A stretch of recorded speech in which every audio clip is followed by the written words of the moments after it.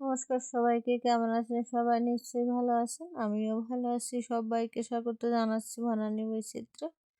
তো এইটা হচ্ছে সকালের ভিডিও। তো এই যে এই সকালে কিন্তু অনেক কুয়াশা পড়েছে, তো এখন কিন্তু ঠান্ডা নেই, তারপরেও অনেক কুয়াশা পড়ছে। এই যে এখন কিন্তু বাজে 7টা।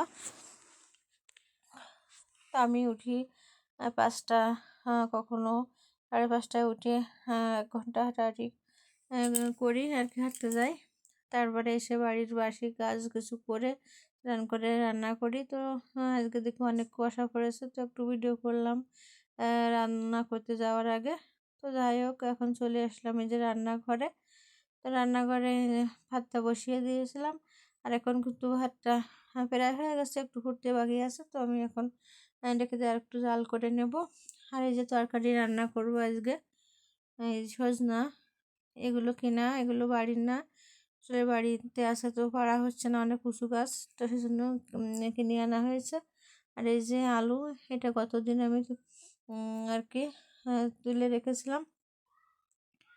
আর এই মাছ দিয়ে রান্না করব আজকে, সজনার আলু দিয়ে আর মেটে আলু দিয়ে মাছটা রান্না করব। তো এখন চুলোটা জ্বালিয়ে এই যে মাছ ভাজতে দিয়েছি, আর মাছ কিন্তু প্রায় ভাজা হয়ে গেছে। এখন আমি এই মাছগুলো নামিয়ে এই যে কিছু বড়ি দিয়ে দিলাম। তো সজনা আলু আর এই বড়ি দিয়ে কিন্তু মাছটা রান্না করলে খুবই ভালো লাগে খেতে। আর বড়িগুলো যেহেতু বাড়িতে দেওয়া, তো খেতে তো ভালোই লাগবে। তো তারপরে এই যে বড়ি ভেজে আমি আলুগুলোও দিয়ে দিলাম। এখন আলুগুলো আমি এই বড়ির সাথে আর একটু ভেজে নেব। আর এদিকে মাছ ভাজতে ভাজতে কিন্তু আমার সজনেটাও কাটা হয়ে গেছে। আমি এরকম সাইজ করে কেটেছি, আপনারা আপনাদের আর কি ইচ্ছা মতো কেটে নিতে পারেন। তো যাই হোক, আমি এখন কিন্তু রান্না বান্না শেষে এখন খাওয়া দাওয়া করব। আসলে সবগুলো রান্না দেখাতে গেলে কিন্তু অনেক ভিডিও বড় হয়, তো সেই জন্য আর কি দেখানো সম্ভব না। আর বড় ভিডিও তো লোকে দেখতেই চায় না। তো এই যে আমার বড় আলু দিয়ে মাছটা রান্না, সজনা আলু দিয়ে টমেটোর টক রান্না করলাম আজকে। তো খাওয়া দাওয়া আমাদের হয়ে গেছে, এখন আমি করব। তো খাওয়া দাওয়া করে চলে আসলাম পাশে একটা পিসির বাড়ি। তো আমাদের কিন্তু অনেকগুলো খরগোশ আছে। এই যে খরগোশগুলো কেউ কিন্তু ঘাস খাচ্ছে, আর এই যে কেউ, আমরা এখানে এসে দাঁড়িয়েছি বলে দেখেন খাঁচার ভিতর কীভাবে আর কি বেরোনোর চেষ্টা করছে। তো এই খরগোশগুলো কিন্তু, এর ভিতরে 2টো খরগোশের কিন্তু বাচ্চা হয়েছে। একটার 5টি আর একটার 4টি বাচ্চা হয়েছে।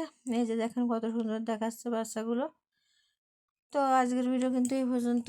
কেমন লাগলো আমার আজকের ভিডিও কমেন্টে জানাবেন, আর ভালো লাগলে লাইক কমেন্ট শেয়ার করে দেবেন। আর নতুন যারা দেখছেন আমার চ্যানেলটিকে সাবস্ক্রাইব করে আমার পাশে থাকবেন। আর পুরনো বন্ধুদের তো ধন্যবাদ আমার পাশে থাকার জন্য। তো সবাইকে আবারও বলছি, লাইক দিয়ে ভিডিও দেখবেন, শুধু কমেন্ট করবেন না। কমেন্ট করতে যদি পারেন তাহলে লাইক দিতে অসুবিধা কোথায় জানি না। যাই হোক, আমরা একে অপরের পাশে থাকবো, তাহলেই তো এগিয়ে যেতে পারবো, তাই না? তো যাই হোক, আজকের ভিডিও এই পর্যন্ত। ভালো থাকবেন সবাই, টাটা সবাইকে।